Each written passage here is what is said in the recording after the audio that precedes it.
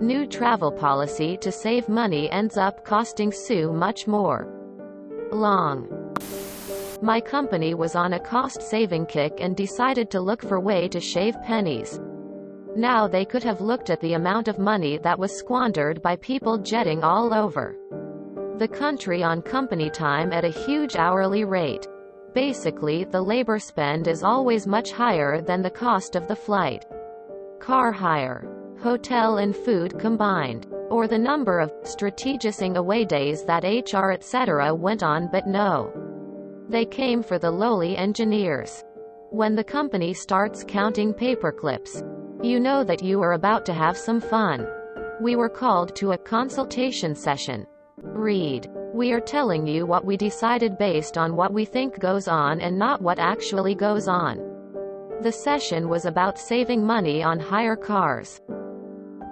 In our company, if you have to go away from your home site, you can use your own car and choose a mileage rate up to about a 40-mile journey. If it is longer, then you should have a hire car.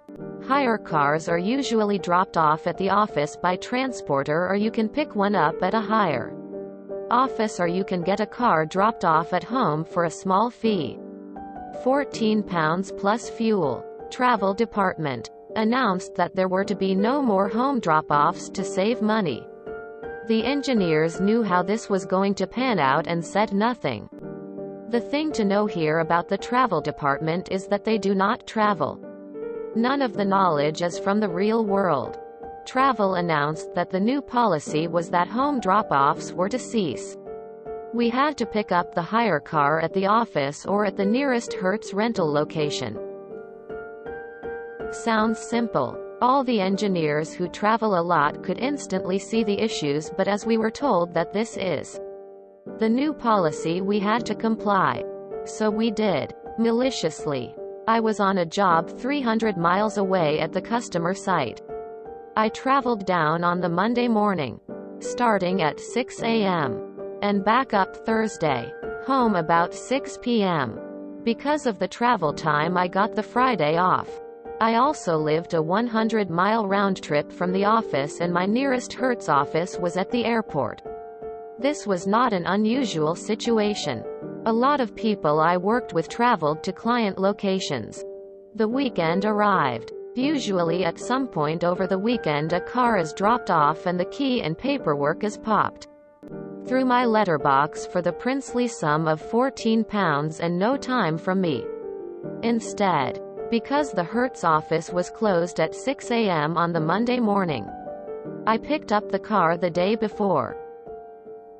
Because my wife needed my car while I was away, and therefore could not leave my car parked at the airport, I took a taxi as per company travel policy.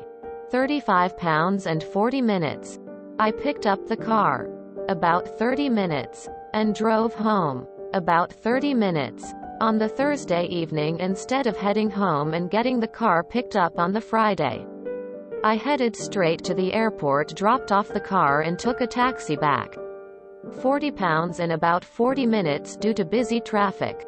Our expenses are done monthly, so by the end of the month I have 3 weeks travel to account for, which would have been 3x £14 plus a small refueling charge for the trip back to the Hertz office. Instead, they got about £200 for taxi fares and an overtime bill of about 4.5 hours at about £80 per hour. I was not the only one. Some engineers took a taxi into the office to pick up the car, as their spouse needed the car while they were away. Some took a taxi to the nearest Hertz office. All of us put in our overtime at the end of the month. Travel has no overtime budget, and so it all got claimed from the project. The project labor budget teams went ballistic and went all flaming torches and pitchforks on the travel department. The policy didn't last the day. I am satisfied. Corporate loses. Did any idiot heads roll? Never underestimate the ability of an engineer to follow the travel policy to the letter of the law, and make it end up costing you more. I once got chastised for something minor. picking up dinner on the way home. So instead of takeout on the way from the airport, I would eat a large steak dinner before my flight. Another time, I figured out by taking a small connecting flight. My flight became eligible for business class.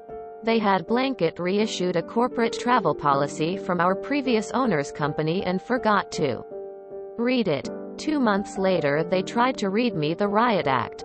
When I reminded them, "You issued it and asked us to agree." You have my response. The thing to know here about the travel department is that they do not travel. None of the knowledge is from the real world. A jillion years ago, I worked in a California office for a company which was headquartered in Maryland. The travel office was at HQ. We had a meeting, and the company's VP was coming out for the meeting at about noon Pacific time. He flew into Sacramento, drove an hour to the office, arriving about an hour early. In chatting with him, we discovered that his return flight and rental car drop-off was scheduled for about 3 hours after the meeting end at LAX, Los Angeles Airport, because the flight was $50 cheaper. On a good day, it's about a 7-hour drive. Back then, there were no good days, so probably closer to 9 hours. I overheard our office admin asking someone in Maryland, sarcastically, "Why don't you just pop down to Myrtle Beach, South Carolina, for lunch in the afternoons?" Quote, "Travel has no overtime budget and so it all got claimed from the project." The project labor budget teams went ballistic and went all flaming torches and pitchforks on the travel department. The policy didn't last the day. It's good when all fingers can point to where the problem lies and that there's someone in a position to actually do something about these moronic ideas. The thing to know here about the travel department is that they do not travel.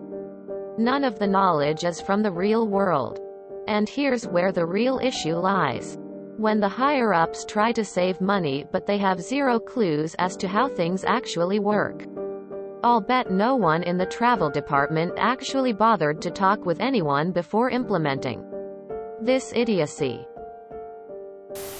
Seems like somewhere over the last 30 years these big companies would start sitting down with some low-totem people to talk about pros and cons of new policies before they put them into practice. I'll never understand why the people upstairs who are completely clueless how things actually work think they can look at some numbers and make decisions. A 10 minutes focus group with a handful of travelers could have prevented the whole thing. Title: Long, Flare, Medium, Thinking Face, Story, Perfection. And the moment all eyes went to the travel department must have been great. Worked for the US government. About 25 years ago they sort of realized that they could no longer make us travel on Sunday to appear on a site Monday without paying us for the travel time. In the past they hadn't. So travel was not scheduled for Monday. My limited travel was for training too. I think. One location. Theoretically one could claim for previous trips, but I got to spend 3 weeks in Orlando with a rental car and weekends free. So I didn't begrudge them the Sunday travel incurred, as it was basically a vacation for me and modest classwork. Reminds me of the time I was to take the 5 a.m. train to another city for a meeting with a contractor. Now, having to get to the train station at 4:30 a.m. I took a taxi. The gremlin in charge of travel expenses didn't approve the taxi, as I should take public transport. Public transport here ends before 1 a.m. and starts at 5:30 a.m. Neither a viable option. I kindly explained that I could of course do this as undocumented expenses. An option here with predefined costs. Bus fare home to the city. Hotel stay at undocumented cost. And of course travel reimbursement for another night away from home. The taxi fare was promptly approved. I started using the option of hiring a car after that. And more often than not driving the day before relaxing at a hotel and getting more time on site. My company went after travel. It seemed the approach was based on meetings, conventions rather than projects. They limited hotels to 2 nights in a row in a city. Hoping to cut down the longer team meetings, I guess. It was SVP approval to deviate. So basically no waivers. This becomes problematic for me who works on projects. I would plan less flights and longer stays to get the best bang for the buck. No reason spending 2x on flights and time. I am salary, so better if I save time. I would normally do a 1-week visit rather than 2 half-week visits. So the hotel rule was the city of the hotel, not the area. You can see where this goes. I had a project. I flew into Sunday night. Stayed 2 days in the city. Then changed hotels to a different suburb nearby for a day. Then went back for the final 2 days. Flew home Friday. A little inconvenient, but better than wasting the extra time on airports and flights. I used to travel a lot on business. For a while, travel over a certain distance. Distance, not cost. Required 3 layers of approval. My office was in Silicon Valley. My company's HQ was in Boston. At the time, you could fly from San Jose to Boston on any of 11 flights a day. For under $150 round trip. If you booked 14 days in advance. However, due to his new rule, I had to get approval for my monthly trip. There were delays at each layer. By the time it was approved, my flight cost $1,200. 2 weeks after this trip, I was invited to be in a luncheon with the CFO. Why? Who knows? But it was real mix of folks from our office at this lunch. CFO did normal chit-chat most of the meal. Made a short speech about what he felt his job as CFO was. Then went around the room asking each one of us to make a comment or ask a question. He gets to me. Why is there a travel policy based on distance rather than cost? I relate the above. I do this trip once a month like clockwork. One trip suddenly cost as much, nearly a year's worth. A few weeks later, the policy was changed to cost, with encouragement to plan in advance. Charlie's Angels was fairly awful. I like stupid movies. This scene, though, made the whole film worth making. Emo. Who builds the products for this company? You do. And you do. Engineers do. Not managers. They should be answering to you, not you to them. Quote. What qualifies you to work in our travel department? Quote. Wait a minute. I don't actually travel anywhere. You're hired. Quote. This is what is called being penny wise and pound foolish.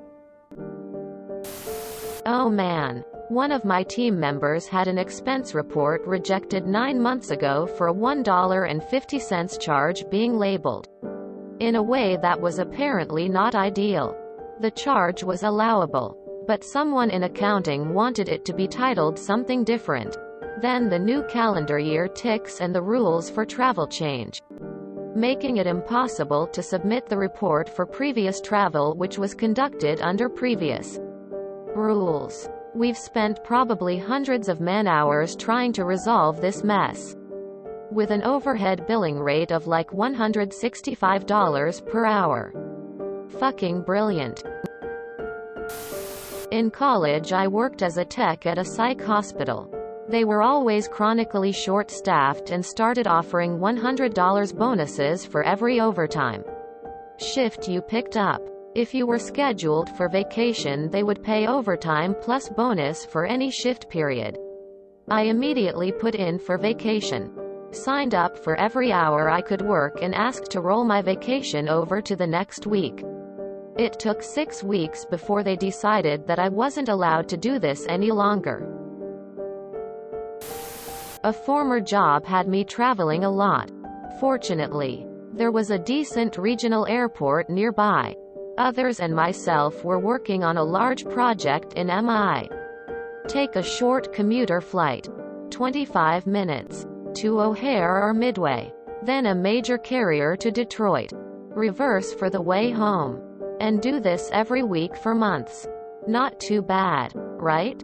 Some genius in accounting figured that it was cheaper to take your POV to Chicago and get reimbursed mileage plus parking fees or hire a car with a driver, which cost about $130 each way, not to mention the 3+ hour drive. And we were salaried, so no OT. Nope. We talked to our in-house travel agent who got us $99 commuter flights with a bulk discount. The CFO flipped out until it was pointed out that we saved the company money, as opposed to their solution. Silly goose. It's a fool's errand to try to outsmart a group of engineers. I am in purchasing, and the last 6 years I go from place to place, fixing their purchasing department. Usually companies around 50 to 100 people that have experienced massive growth and supply chain is having issues. Par for the course as all the accountants and controllers hate my guts. Owners and purchasing departments usually love me lol. Situations you describe are usually done by someone trying to justify their job. They are making up work so they don't get canned. These folks see pennies leaving and forgot about the dollars coming in. Save people time and they will make or save you money in the long run. I had an almost identical story with my firm from last year. On-site visits to regional locations aren't super frequent in my line of work. Maybe once every few months on average. But it could be anywhere from 6 months without a single trip or 3 to 4 in a single month. The status quo was that we drive our own vehicles and pay for our own fuel, but receive a blanket 66C reimbursement per kilometer traveled, which obviously more than pays for the fuel, and can end up being a pretty nice bit of extra cash when you have to go somewhere pretty far away, even after you're out of pockets. So last year we got a pretty big new job that had several dozen regional locations all around the country, each of which needed to be visited, which would add up to a whole lot of mileage claims. For some strange reason, the firm thought that for a mixture of cost and liability reasons it'd be better to have everyone using hire cars for any and all out-of-city driving, which in and of itself doesn't even make sense, since the hire car providers often charge 50C per kilometer over a certain mileage. Plus the firm would have to directly reimburse all fuel costs and the hire charge itself. But I digress. Only problem is, I already live an hour away from the city and the nearest car hire location. In addition, the city is in the opposite direction to the sites that I had been allocated to visit. You'd think that common sense might have prevailed in my case? Nope. Had to get the hire car.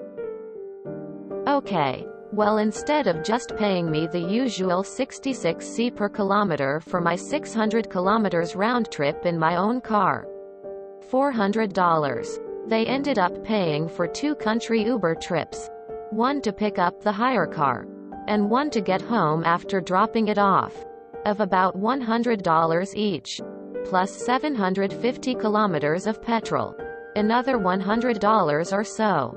Due to the hire location being further away from the sites, I had to drive the hire car further than I'd have needed to drive my own car.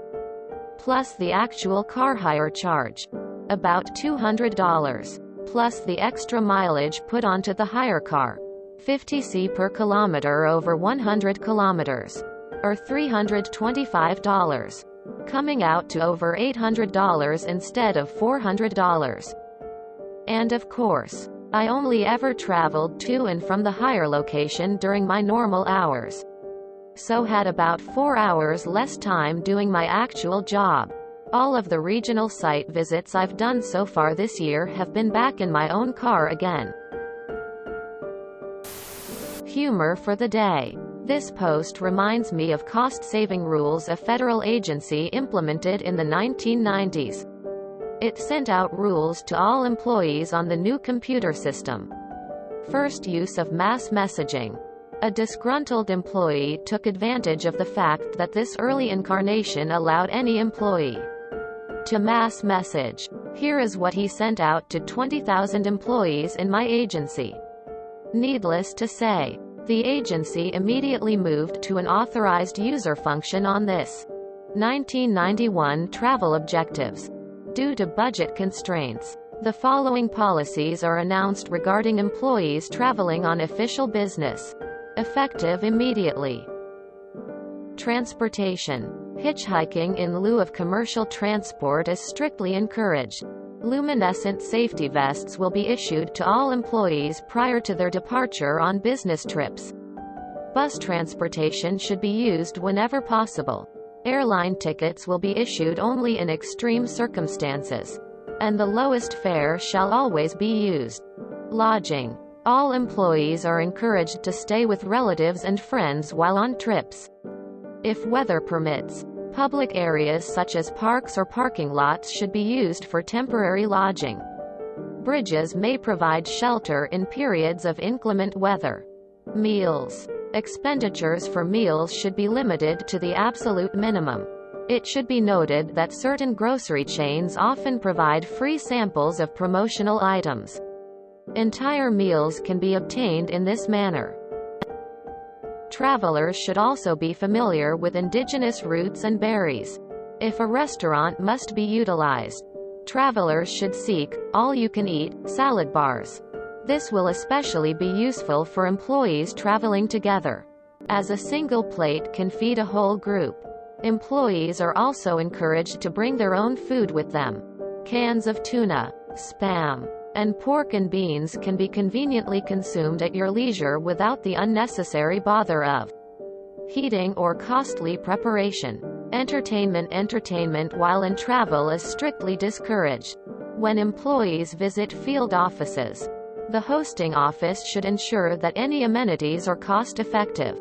In lieu of extravagant meals, a picnic table will be placed in the parking lot by the dumpster. A garden hose will be made available for liquid refreshment. Miscellaneous. All employees are encouraged to employ innovative techniques in our team effort to save dollars. One enterprising individual has already suggested that money could be raised during airport layovers. Proceeds could be used to defray the free travel costs. In support of this idea, red caps will be issued to all employees so that they may earn tips for helping other travelers with their luggage during this period. Small plastic roses will also be made available to employees so that sales can be made as time permits. Anyone who fucks with engineers can't complain with the results. Great story. If you enjoyed this video, please check out our playlists full of similar content. Epic Haircast is like doom scrolling for your ears. Please like, share, and subscribe.